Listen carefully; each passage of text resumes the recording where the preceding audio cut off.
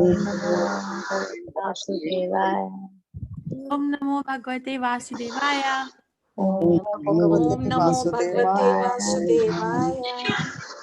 Om Namo Bhagavate Vasudevaya. Om Namo Bhagavate Vasudevaya.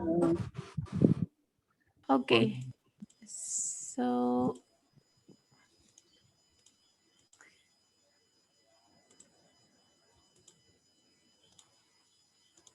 we are reading 5th chapter. We did first 3 verses. The first verse, Arjuna is asking Krishna a question that I have been confused between the equivocal instructions whether to renounce work or whether to work with devotion. So Krishna, so he's asking Krishna to tell him one thing definitely, which one is more beneficial. And then we discussed that how come Arjuna got confused, in what chapter, what verse. Can anyone quickly tell me how come Arjuna got confused? Where is this confusion coming from? And we also studied that Krishna says both are good. Both are good, karma sannyas and karma yoga, but karma yoga is better. And then we studied that what is the definition of renunciation, and how come only the knowledge is not enough, but work and knowledge is more important. And then we also studied that one who works in knowledge works for Krishna, and working for Krishna means just working as is instructed by the Guru Sadhu Shastra, and is not hating or desiring the fruits of his activities. Yes. How come Krishna got confused? Anyone? You can raise your hand. Yes, Radhika, yeah. How come Krishna got confused? Arjuna got confused, sorry. Yeah, Hare Krishna, ma'am. Arjuna got confused because of the two words, Buddhi Yoga and Bhakti Yoga. So he got a little confused with both. And so these questions come. Okay, that's one answer. Okay, thank you. Hare Krishna. Okay, more? Anyone else? Second chapter, how did he get confused? Third chapter, fourth chapter, go chapter wise. Second chapter, where was his confusion sitting at? Nobody knows, huh? If you don't understand, Hare Krishna, Sita. So in second chapter, Krishna's, talking about giving him, he's basically using all the different tools to teach him about why he should fight. So he's talking about Jnana Yoga, where he gave him the knowledge about that he's not the body and the soul. So he's thinking, so we should not, what's the point there?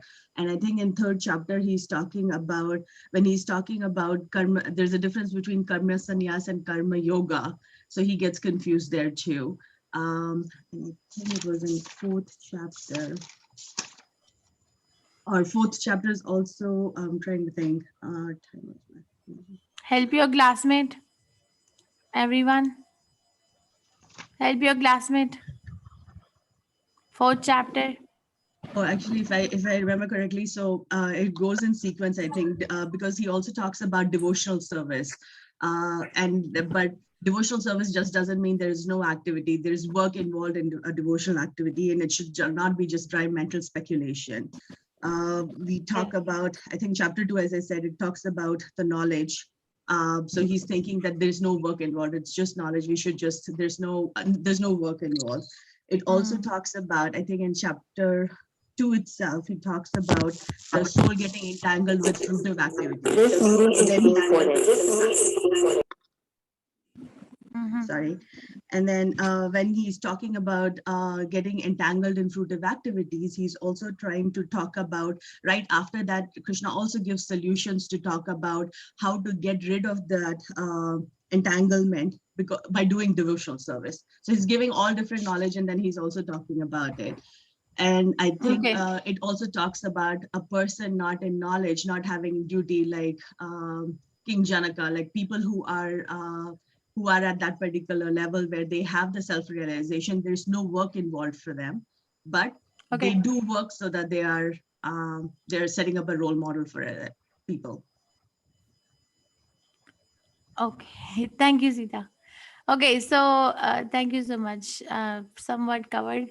So second chapter, Krishna got Arjuna heard the word Buddhi Yoga and also heard the word Jnana. When Krishna was explaining about the soul, he gave the knowledge of the soul, which is the Jnana, the knowledge. And then this was the answer to the question of,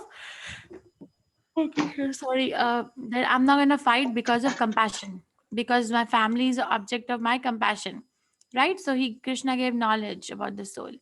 But then there was another reason that Arjuna gave for not fighting. That was the sin. It is a sin to kill one's family or relatives. So Krishna gave the answer of Buddhi Yoga or devotional service. Swalpamapi asya dharmasya trayate mahato bhayat. There is no sin involved in executing devotional service.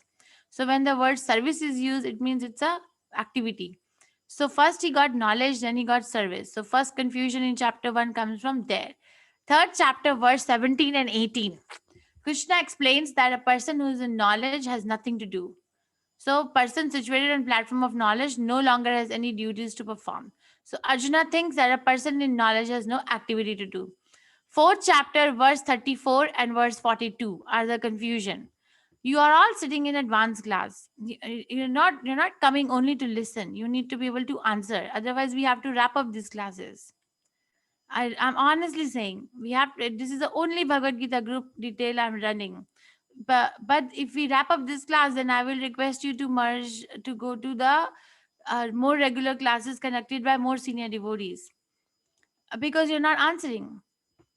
Fourth chapter, verse 34 and 42. 34, he says that all sacrificial work culminates in knowledge.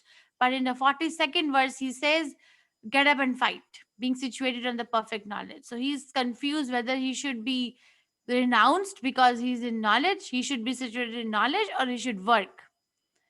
You should be able to answer like this. All of you, please. And if next time you don't answer, then that will be the last time we are going to meet. That I promise. Okay, you can raise your hands, please. Whoever wants to read this chapter.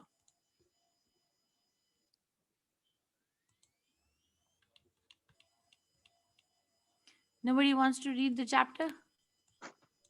I'll Uma read, Kanan Mataji. Mataji. No, Uma, Oh, that's it. they have to read. Why are you only? Yes, Yes, Uma Kanan Mataji. Mataji. Hi, Krishna. Yes, Mata Hare Krishna.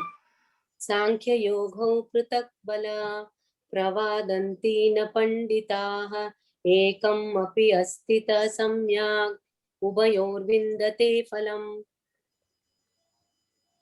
Only the ignorant speak of karma yoga and devotional service as being different from the analytical study of the material world, Sankhya.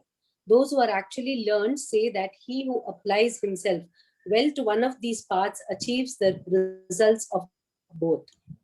Purport: the aim of the analytical study of the material world is to find the soul of existence.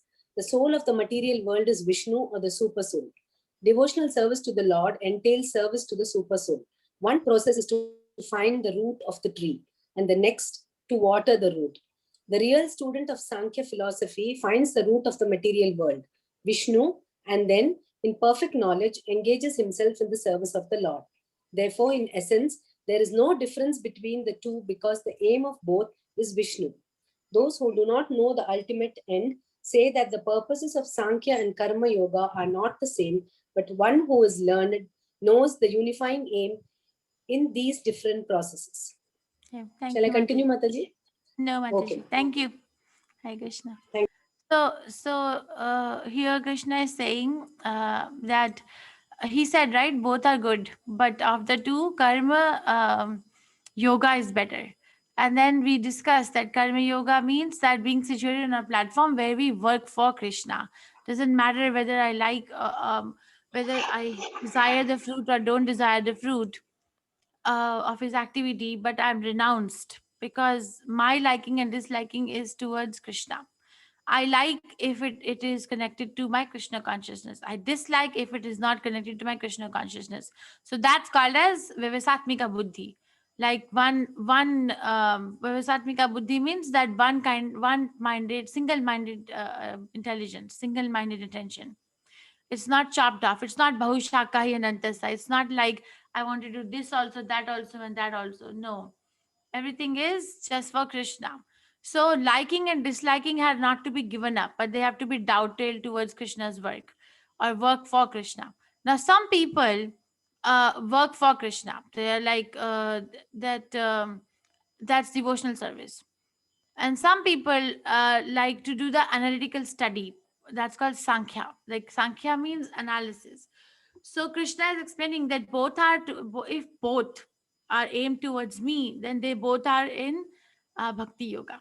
They both are in bhakti yoga. That if they are um if I am working for Krishna, or if somebody is engaged in analyzing the body, for example, asking this question with a lot of conviction, am I this body, or am I this mind, or am I intelligence, or am I something else? So that is Sankhya, like analyzing, right? So analyzing. So like that, if we come to the platform that I am actually the soul, and then we go more to the platform that our soul is a part of the super soul, and then we start engaging in the service, because now I have analyzed that I actually belong to Krishna, so my work is for Krishna. So that analysis, if it ends in Krishna service, is also called devotional service only. There is no difference. The one process is to find out the root of the tree, and next to water the root. That's what, right? So who am I? That's the root. Who am I? That's the root of my existence.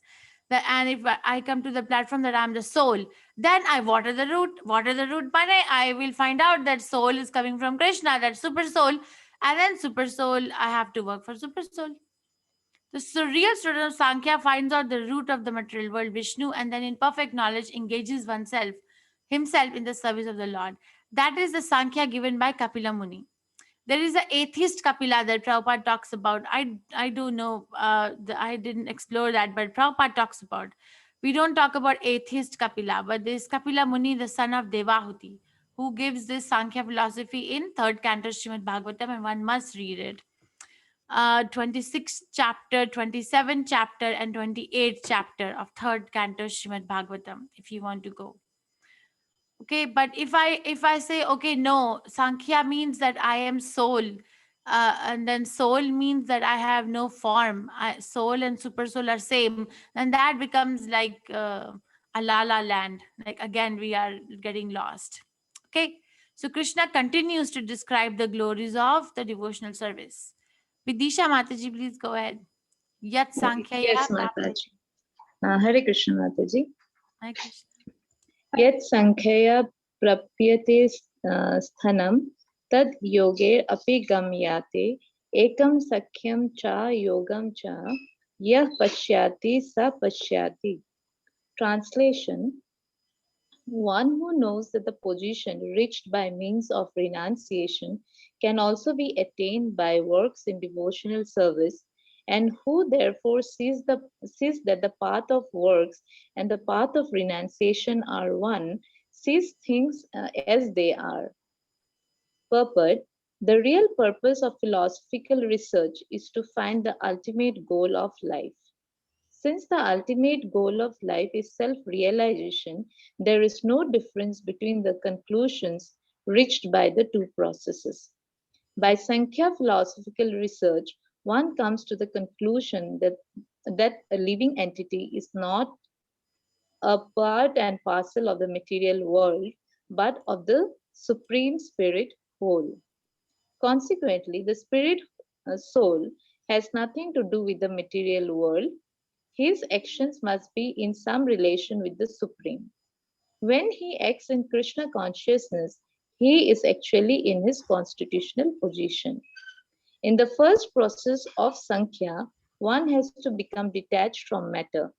And in the devotional yoga process, one has to attach himself to the work of Krishna. Factually, both processes are the same. Although superficially one process appears to involve detachment and the other process appears to involve attachment. However, detachment from matter and attachment to Krishna are one and the same.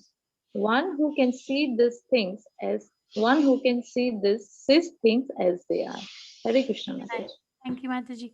So nice. So see, karma sannyas and karma yoga. So karma sannyas means that I'm not going to do any activity, right? So if you ask that person, why will you not do any activity? Oh, because this this world is a Maya. This world has a lot of Maya in it. So I am not going to do the activity, because if I work here, then I'm going to go away from Krishna, because this world has matter which takes me away from Krishna, right? That is what a person will say who's going to the Himalayas and sitting in the cold warm mountain. But Prabhupada is explaining that that kind of an understanding is imperfect. That person is not analyzing it properly. This world needs to be analyzed properly. That this world has stuff which can be used for Krishna. This world has stuff which can be used for my sense gratification. This comes in one of the mantras of Isopnishad, where we discuss that the electricity can be used either to run a fan or a heat. Both things can be done. So we can use this world to become Krishna conscious, or to become not to become Krishna conscious. So that Sankhya, which leads me to understand that actually the material in this world actually belongs to Krishna. He's the only proprietor and the only enjoyer, and my duty is to use the material available in this world for Krishna's worship, is also a sannyas. That Sankhya is also leading me to the same. Sankhya yoga is also leading me to the devotional service. Are you understanding what I'm saying? It's not that we all have to go to the jungle. Are you understanding, or is it confusing? Yes, ma'am. Clear, ma'am. Yes, Okay. Yes, Mataji. Thank you very much. When everybody says yes, Mataji, and when I ask question next week, nobody knows what I'm talking about. I feel like I don't know what language I'm speaking, right? So, um, so what he's saying is that Sankhya yoga and devotional service. So in devotional service, in bhakti yoga, we start with Krishna. The Krishna is the beginning point. We start chanting Hare Krishna, which starts with Krishna, right? That okay, I'm going to work, I'm going to do this, I'm going to read this, I'm going to make this food, or I'm going to do this because Krishna wants to eat it. But in Sankhya Yoga, Krishna is the conclusion. And ultimately, it also, because it reaches to Krishna, it is also one of the kinds of devotional service only. So factually, there is no difference. Okay, one is beginning and one is concluding in Krishna, one is beginning from Krishna. If somebody is more intelligent, then they will save time and take to bhakti yoga. That's like, okay, enough analysis. The acharyas are saying this. That is the benefit of hearing from an authority. Prabhupada gives example that if somebody, let's say there is a small child. Okay, the child comes and asks the father, "Father, what is this? What is this?" The father says, "This is mic." So knowledge is perfect. 4-year-old child, he goes and says to the mother, "Mother, this is mic. This is right or wrong?" Right. But because he heard from the authority. But if it, but there are some people who are going to analyze. This thing is not looking like a popsicle. This thing is not. This thing is something which is used for speaking. This thing is something which is made of earth, water, fire, air, ether. This thing, so they're analyzing, and then they ultimately come to the functionality of the mic. So that's Sankhya. That, like, it's a lot of time which people were doing, devotees were doing. Sankhya yoga is a very deep topic, but we don't have time. Kali Yuga, we can, I can die today, might be my last day, so I have to be very cautious of what I have. Okay, Roja Mataji, go ahead, please. Hare Krishna Mataji. Sannyasasthu mahabaho dukkam aptum ayogataha yoga yukto munir brahma na chirenadi gacchati. Translation: unless one is engaged in the devotional service of the Lord, mere renunciation of activities cannot make one happy. The sages, purified by works of devotion, achieve the supreme without delay. Purport: there are two classes of sannyasis. One person or persons in the renounced order of life. The Mayavadi sannyasis are engaged in the study of Sankhya philosophy, whereas the Vaishnava sannyasis are engaged in the study of Bhagavatam philosophy, which affords the proper commentary on the Vedanta Sutras. The Mayavadi sannyasis also study the Vedanta Sutras, but use their own commentary called Sariraka Bhasya, written by Shankaracharya. The students of the Bhagavata school are engaged in devotional service of the Lord. According to the uh, Panchara, Pa- Pancharakriti regulations, and therefore the Vaishnava sannyasis have multiple engagements in the transcendental service of the Lord. The Vaishnava sannyasis have nothing to do with material activities, and yet they perform various activities in their devotional service to the Lord. But the Mayavadi sannyasis, engaged in the studies of Sankhya and Vedanta and speculation, cannot relish the kingdom of God. Sorry, I lost where I was. Uh, uh, cannot relish the transcendental service of the Lord. Because their studies become very tedious, they sometimes become tired of Brahman speculation, and thus they take shelter of the Bhagavatam without proper understanding. Consequently, their study of the Srimad Bhagavatam becomes troublesome. Dry speculations and impersonal interpretations by artificial means are all useless for the Mayavadi sannyasis. The Vaishnava sannyasis who are engaged in devotional service are happy in the discharge of their transcendental duties, and they have the guarantee of ultimate entrance into the kingdom of God. The Mayavadi sannyasis sometimes fall down from the path of self realization and again enter into material activities of a philanthropic and altruistic nature, which are nothing but material engagements. Therefore, the conclusion is that those who are engaged in Krishna consciousness are better situated than the sannyasis engaged in simple Brahman speculation, although they too come to Krishna consciousness after many births. Hare Okay, Krishna. thank you. So see over here also, Prabhupada is telling us that Krishna himself is saying that unless one is engaged in devotional service, mere analysis, mere jnana is not going to lead one to happiness. It may lead to one, what is that kosha called as Vijnanamaya kosha. Krishna explains in 13th chapter 5th verse, right? Vijnanamaya kosha, like okay, I'm Sat and I'm Chit. That Sat and Chit potency can be realized by analysis, or just by analysis, or just by cultivating the knowledge. But the Ananda part is still missing. Satchit and Ananda, right? So Mayavadi sannyasis have very um, cumbersome lifestyle. Very, very cumbersome. You have to read each and every sutra, read and then read the Shairaka Bhashya. Shairaka Bhashya has a lot of impersonalism, doesn't conclude in a person, in a supreme person. It does not conclude. They and then person feels lost. Prabhupada, in one of the lectures I was hearing a few months ago, actually, he was saying that so many Mayavad sannyasi school devotees in Mayavad sannyasi school are also coming to Bhagavatam because they can't derive happiness, and happiness is a function of the soul. How can I be not happy? That's why I've taken sannyas now. If you actually analyze why somebody takes sannyas, what is the reason? The reason to take sannyas is that I am fed up. I am unhappy with this material world. The material world is making me very, very unhappy. There's so much of unhappiness and distress and this and that. So I'm gonna take sannyas so that I can be happy.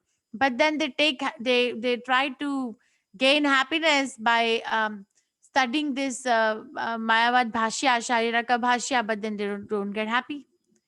So they have to come to Bhagavatam. Bhagavatam philosophy is the best. Amala Purana. Bhagavatam is called as Amala Purana.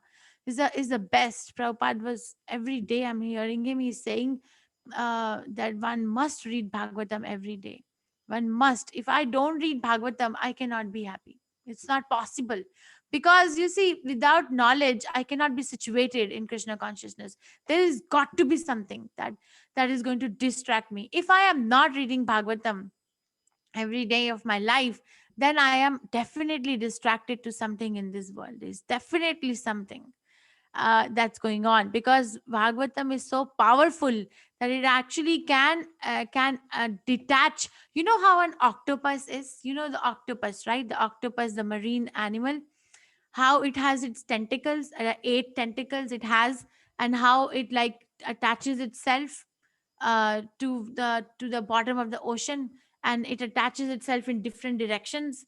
Like that, we become like that. One day I was taking Hindi class, and I had this realization that we actually become like that. If I read Bhagavatam, I am able to see my tentacles. Where are they sitting? Where is my attachment going? Where is it going? Where is the time going? Because I am not convinced that time is Krishna's representative. Time is going to be subordinate. Anyway, so this particular verse is saying that Vaishnava sannyas is better than Mayavad sannyas, because Mayavad sannyas does not give an engagement. Because engagement can only be to a person, but Mayavad sannyas is nullifying God as a supreme person. So where is the engagement?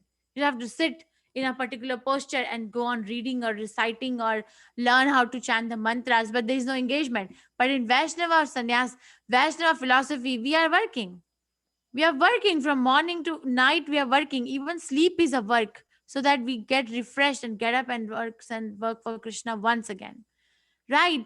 Even a little child in Vaishnava philosophy is situated in Krishna consciousness from the beginning of their life. I have seen small children. Their parents are dancing in kirtan, they dance. They're situated in Krishna consciousness from there, from that time. Okay, little girls in the temple are very busy in making garlands for the deities. That's Krishna consciousness. They are washing pots, or they are like trying to. There's so many. If you actually sit with the devotees on a festival time, there is so many things. We are designing the menu, designing how is the offering going to go on, because the offering numbers are so high, right, during the festivals. So we have to make arrangements of putting the stuff, and what kind of a pot that will go on, how much tulsi leaves we need, every minute detail. And we decorate the altar, Prabhupada's altar. One day in Janmashtami, I remember whole 4 hours I was working with the devotees and decorating Prabhupada's asan. Decorating. We were so engaged. 4 hours passed, and we were all so happy. That happiness needs to be felt. I cannot just speak about it. You have to feel it. That it does make one very happy. Other material work, if I have to go to work for 12 hours, 13 hours, it drains us. We get tired, right? Right or wrong? If you're working, even if you're not going to work to the office, but you're working in your home, just working, don't you get tired? I Yes, get Mata. tired. Very Yes, much. Yes, Mataji. yes, very much. But Yes. Krishna conscious activity don't make us tired. It's something which is function, which is acted at the level of the soul.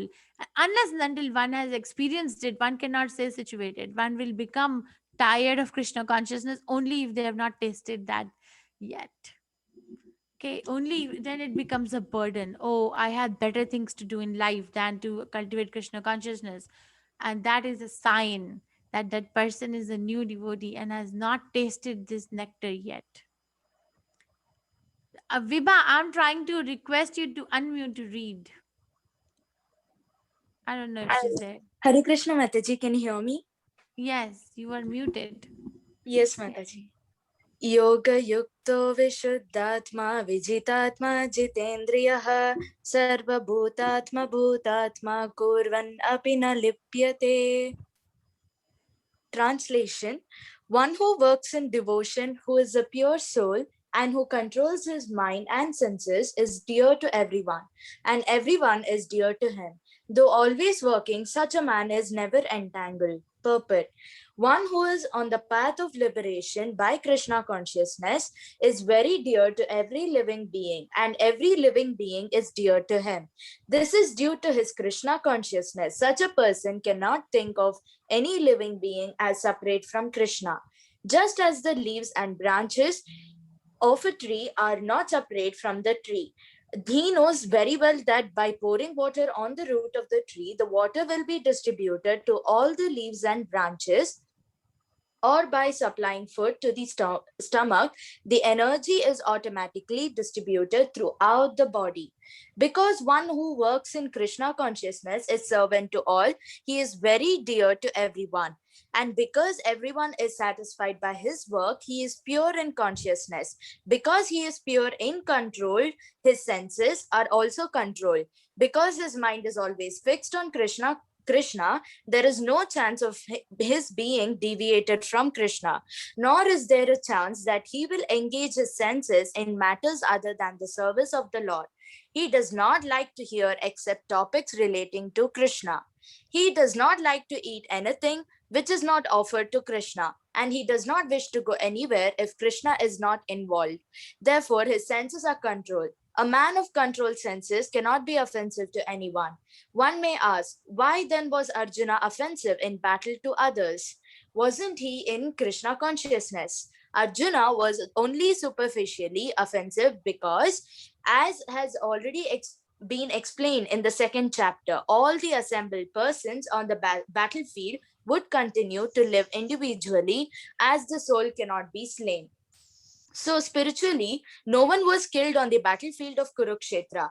Only their dresses were changed by the order of Krishna, who was personally present. Therefore, Arjuna, while fighting on the battlefield of Kurukshetra, was not really fighting at all. He was simply carrying out the orders of Krishna in full Krishna consciousness. Such a person is never entangled in the reactions of work.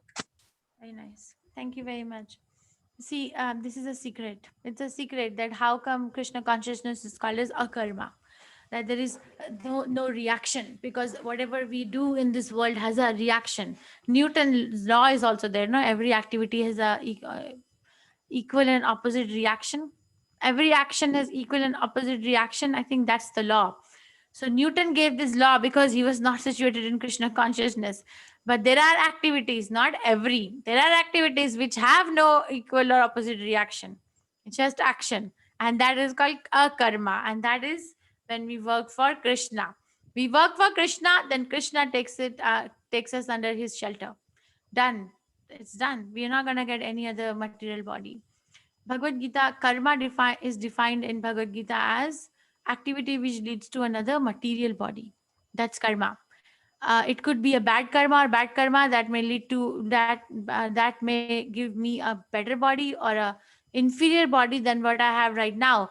That's different. But the definition of karma is an activity which gives me another material body. But akarma is that activity which does not give me any material body. I get spiritual body. That activity. It is a very big secret. There is no other science in the whole manifestation other than Krishna consciousness which can lead to this. Nobody will have an audacity to say that you work but you will not get a material body for sure.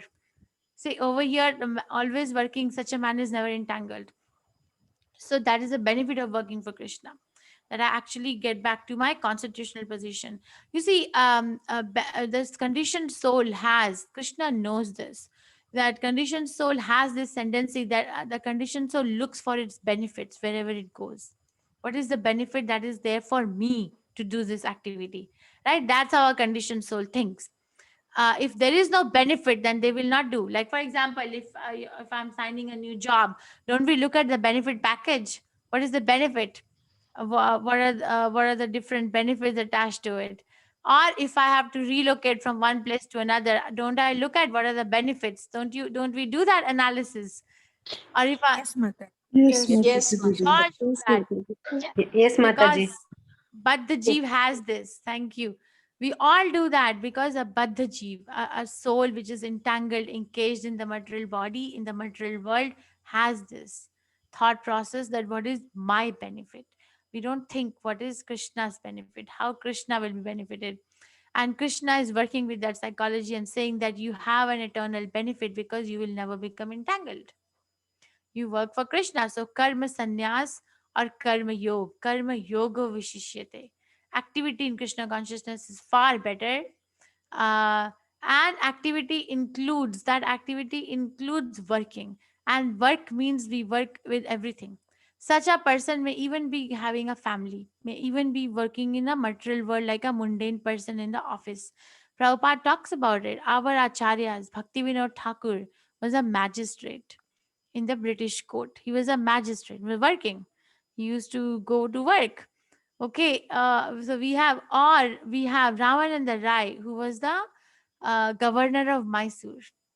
Ramananda Rai was the governor. So we have these devotees, or what is the name of the Chaitanya Charitamrita person who was the doctor? Murari Gupta. Murari Gupta was a doctor. So, like that, we have persons, acharyas in our scriptures who apparently were working, but they are not entangled because they're pure devotees. We must study their life. Okay, not like we cannot be locking ourselves in a paradigm that only a person sitting in the temple, of course, they have a better chance to become Krishna conscious because they are in that environment. But the person who's outside the temple can also be equally eligible to become Krishna conscious, equally. And I know some devotees. I know the president of Washington DC ISKCON and Boston ISKCON. Washington DC ISKCON. Oh my, he's interesting. He is a anesthesiologist, and he's the associate director of anesthesia also of his hospital. So he's a very busy person, and the Boston Temple president also works. But he is the temple president of Boston. It's very, very hectic. You meet with those devotees, you sit with them, you look at their lifestyle. Okay, so Prabhupada did not discriminate ever. So similarly, we should never discriminate. Because if we are discriminating, then actually psychologically, we are actually projecting our insecurities on someone else. When we discriminate someone as higher or lower, it is actually a manifestation of my own insecurities in this world. That's my own insecurity.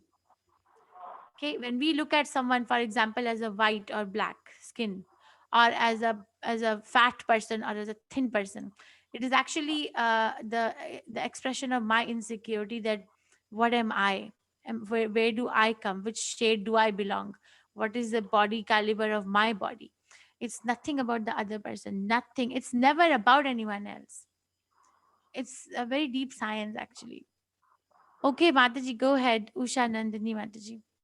हरे कृष्ण माताजी नैव किंचित करोमीति युक्तो मन्यते तत्त्ववितः पश्यन् श्रवन् स्पर्शन् जिग्रत् अस्मन् गच्छान् स्वपन् Mataji, your स्वपन् voice is muffling. Is it muffling just for me or for everyone?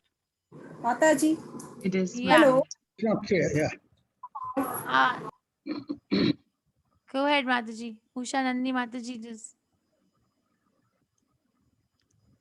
Hello, Mataji. yeah. Now it's better.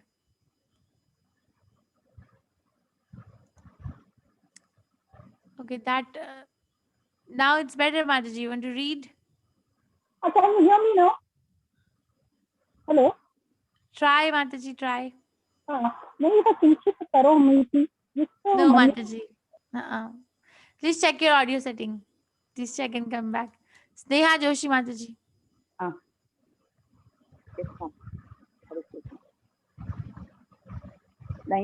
नैव किश्चित् करोमीति युक्तो मन्येत तत्त्वितः पश्य शृण्वन्स्पृश्य किश्चन गृह्णन् स्वपश्च स्वनः प्रलपन् विसृजगृहन् नुन्मिष्य निमिषन्नमपि इन्द्रियाणीन्द्रियार्थेषु वर्तन्त इति धारयन्.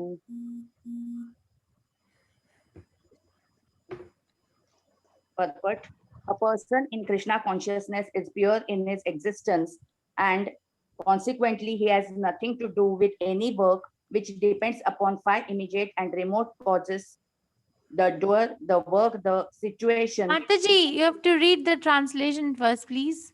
A person in divine consciousness. Consciousness, although engaged in seeing, hearing, touching, smelling, eating, moving about, sleeping, and breathing, always know within himself that he actually does nothing at all.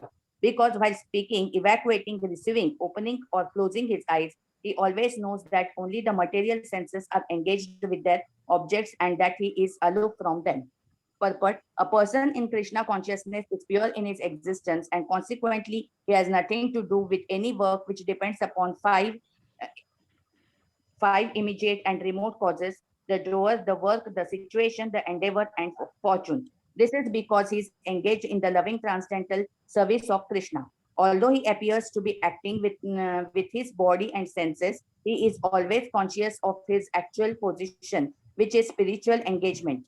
In material consciousness, the senses are engaged in sense gratification, but in Krishna consciousness, the senses are engaged in the satisfaction of Krishna's senses. Therefore, the Krishna conscious person is always free, even though he appears to be engaged in things of the senses. Activities such as seeing, hearing, speaking, evacuating, etc. are actions of the senses meant for work. A Krishna consciousness person is never affected by the actions of the senses. He cannot perform any act except in the service of the Lord because he knows that he is the eternal servitor of the Lord. Thank you, Mataji. Thank you, Mataji. So this is interesting, right? It's very interesting that a person situated in Krishna consciousness is actually working, but is not going to be entangled by that work. Why? What makes it so special? Because that person is completely in realization, not just in awareness, in realization that whatever I'm doing is actually done for Krishna, and I'm nowhere. I'm nowhere. We know these 5 immediate and remote causes, which is described in 18th chapter of Bhagavad Gita. The doer, the work, the situation, the endeavor, and fortune. So if the person knows that I'm not the only doer, and because I'm doing, all these remote causes are also responsible, and the reason for work, or the objective of work, and the objective of the result of work is Krishna, so I'm not entangled. So the consciousness is so powerful. Actually, the power lies in the subtle activity. The power does not lie in the gross things. Prabhupada explains this, that somebody says Bala, when he's explaining, this is a lecture he gives in Balram Purnima. You read that lecture. Prabhupada explains that Bala, the people in the material world think that Bala means gross strength, like how much strength I have, how much powerful body I have, and how much work can I do with this particular body, which you can see. Okay, that's Bala, but that's not what it is. So Bala, or is then he explains Balaram. Actually, the strength of or ability of a person actually is a function of the soul. That's subtle. So subtle things are more powerful. We are actually realizing it little by little, that how they are powerful. Like initially, when I remember, when I was a young child, there used to be big bulky phones, on our houses. Very big, phones. We used to like dial like this, like uh, and now slowly then the flip phones came, or the touched button, then flip phones, and now we have the smartphones that you can just show your face, or just talk, like voice recognition, right? Just dial this number. So we are going more and more subtle. We are not using our raw senses anymore. More and more subtle. So like that, subtle things are more powerful. Subtle energy is more powerful than the gross. And that means that these people will still never be able to come to the conclusion of the soul. They won't be. Even though they will go so much subtle, but they'll never be able to come to Krishna, because Krishna consciousness will still run away from them. Run away. They won't be able to catch. First of all, they're not even trying to catch. And even if they want to try to catch, they'll still not be able to catch, because the soul is even more subtle than the mind or intelligence or false ego. Okay, so this person who is situated in Krishna consciousness works and has a body like an ordinary person, but is quite aware that whatever is happening with this body, the functionality of the body is just interaction of the body with these material elements. But I as self is completely aloof. I am actually aloof from this situation, and my relationship is only with Krishna. Actually, actually, honestly, we only matter most to Krishna. It looks like we matter some to someone else, or someone else matters to us, but it ends. If something goes wrong with someone, we use one word universally, even in this country: I am so sorry. You see, this sorry word is not there in Bhagavad Gita. Krishna never says, Arjuna, I'm so sorry you're going through this kind of dilemma in your life right now, that you are not able to decide. He doesn't say, Arjuna, I'm sorry. He says, you're talking like a very learned person, but you don't know what is to be spoken. So Mane, he's like scolding Arjuna. So actually, in reality, I matter most to Krishna, and Krishna matters most to me. Other things are can be supportive, if they are supportive of this reality, then we must accept. If they're not supportive, then we must become aloof. And that is called renunciation. It's simple, very, very simple, right? It, actually, one person, when they, I have seen enough of old people in my life, when they are sitting in the old age and they're sitting alone and no one is with them, because the nature of the world is to get separated. Bhaktivinoda Thakur Prabhupada has explained, in when people are busy with their family in their middle ages working, then it becomes, family becomes a very big thing. But eventually, when everyone branches out, children move out, or something happens, generally we see children move out. Either they get married or they get out of the house to study and go to the college, and parents become old. Then they sit and think. This happens because material energy is going to make one think like this. It is going to happen if it hasn't happened to us yet. That who do I matter to? A thoughtful person will think like this: who do I matter to? Do I matter to did I matter Do I matter so much to my family?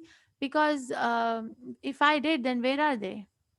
Like, why am I alone? If I really did matter to my family, then where are they? Like, where are they?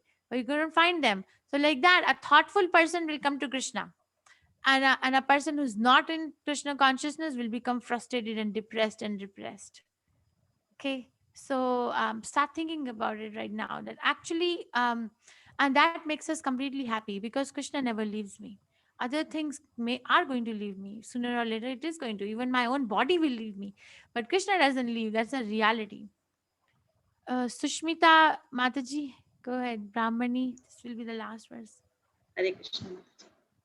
Brahmani adhyaya karmani sankam tyaktata karoti yah lipyate na sa papena padma patram evam bhasha. Translation: one who performs his duty without attachment, surrendering the results onto the Supreme God, is not affected by sinful action, as the lotus feet is untouched by water. Mataji, can you bring your mic little towards your mouth, because there's a lot of static between you and your voice? Or if you're using a Bluetooth or something, then kindly use a wire device. I'll try once again, Mataji, and otherwise you can give the chance to somebody else. Puppet. Here, Brahmani means in Krishna consciousness. The material world is a sum total manifestation of the three modes of material nature, technically called the Pradhana. The Vedic hymns Sarvam Etad Brahma, Tasmat Etad Brahma, Nama Rupam, Anam Cha Jayate, and in the Bhagavad Gita, Mama Yonir Mahat Brahma, indicate that everything in the material world is a manifestation of Brahman. And although the effects are differently manifested, they are not different from the cause. In the Ishu Upanishad, it is said that everything is related to the Supreme Brahman or Krishna, and thus everything belongs to him only. One who knows perfectly well that everything belongs to Krishna, that he is the proprietor of everything, and that, therefore, everything is engaged in the service of the Lord, naturally has nothing to do with the results of his activities, whether virtuous or sinful. Even one's material body, being a gift of the Lord for carrying out a particular type of action, can be engaged in Krishna consciousness. It is beyond contamination by sinful reactions, exactly as a lotus feet, though remaining in the water, is not wet. The Lord also says in the Gita, Mai sarvani karmani sanyasaha, resign all works onto me, Krishna. The conclusion is that a person without Krishna consciousness acts according to the concept of the material body and senses. But a person in Krishna consciousness acts according to the knowledge that the body is a property of Krishna and should therefore be engaged in the service of Krishna. Hare Krishna. Thank you. So this is a very important verse. If we can memorize that Padma Putram Evam Bhasha, that such a person, even though living in the material world, is not entangled and is unaffected by the sinful reaction, as the lotus leaf is untouched by water. So lotus leaf is usually growing in a dirty water, muddy water, right? But it doesn't get muddy. It remains clean. Similarly, such a person staying in the contaminated material world, but is still able to maintain its purity because is working for Krishna. So Brahmini means Krishna consciousness. Pradhan is the total material manifestation. This is very nicely explained in second canto Srimad Bhagavatam, that how the material manifestation comes about. So Pradhan is a raw material. Some total manifestation of three modes of material nature, technically called pradhan. So where everything in the raw material. For example, when I'm cooking vegetable, then the vegetable or the dal or rice, that's a raw material, right? Then out of it I can make so many dishes. So like that, pradhan is a raw material. It has everything in a raw form. But then when the mode of goodness comes about, then in mode of goodness, so many living entities, so many manifestations, so many plants, they come about, right? From that raw material. From the passion, then so many other living entities and so many planets, everything comes about just from passion. So but passion is a raw material, ignorance is a raw material. Okay, so person, the only thing which we have to take from this verse is that person who is situated in Krishna consciousness and who is realized of its position, uses this body as a vehicle in service to Krishna and is untouched by the reactions that are happening.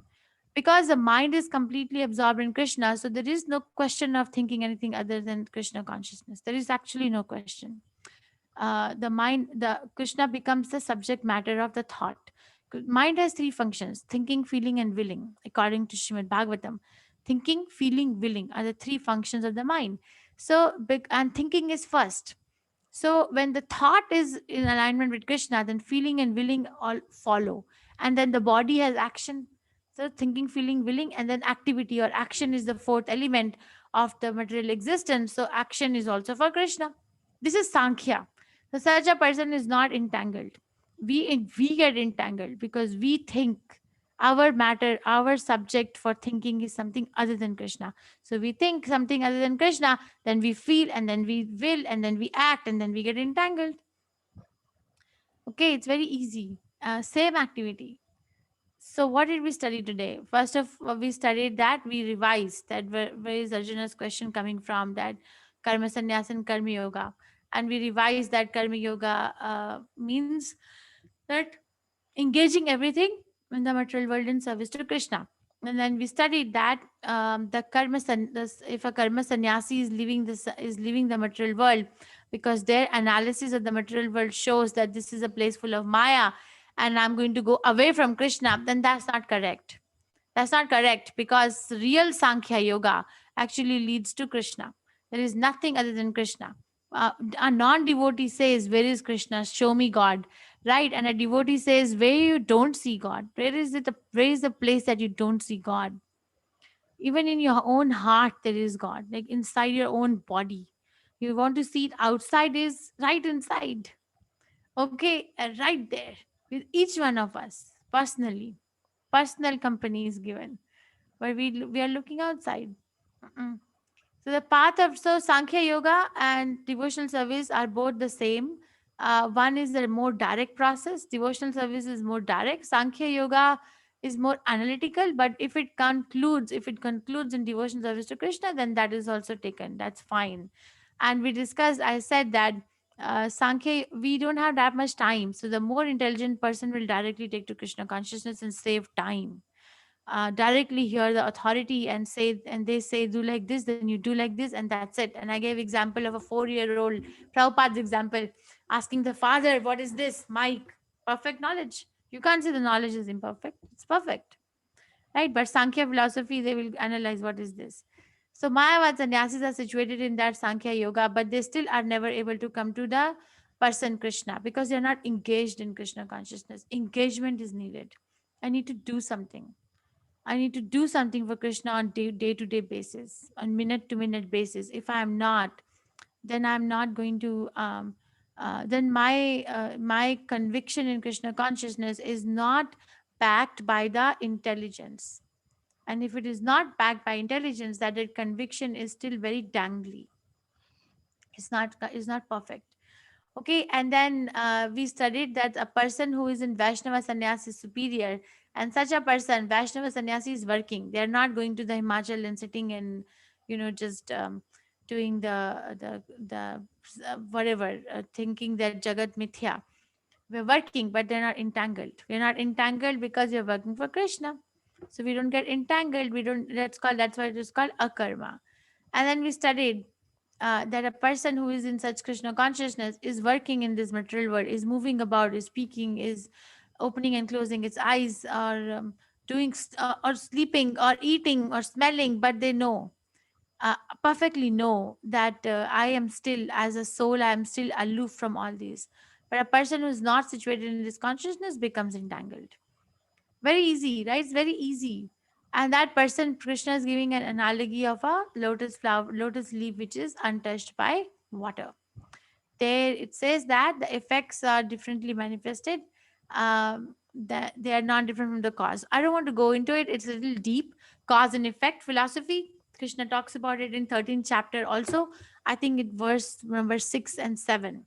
Krishna talks about cause and effect, so I didn't purposefully touch that. Maybe later when we come to it, we'll touch that. But the conclusion of this Padma Patram Evam Bhasha is that I could be moving around in this world which appears to be contaminated and not Krishna conscious, but I can still become Krishna conscious living in this very world, being untouched by any other things happening.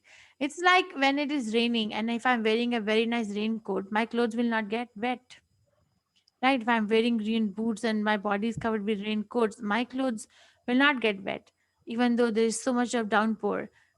Similarly, if I have this armor of Krishna consciousness around me and inside me, then I don't get touched by these contaminations. Okay, next week next week, what is the date? I think I don't have Bhagavad Gita 18-day class that time. So we can meet at 3 o'clock on Sunday. By the way,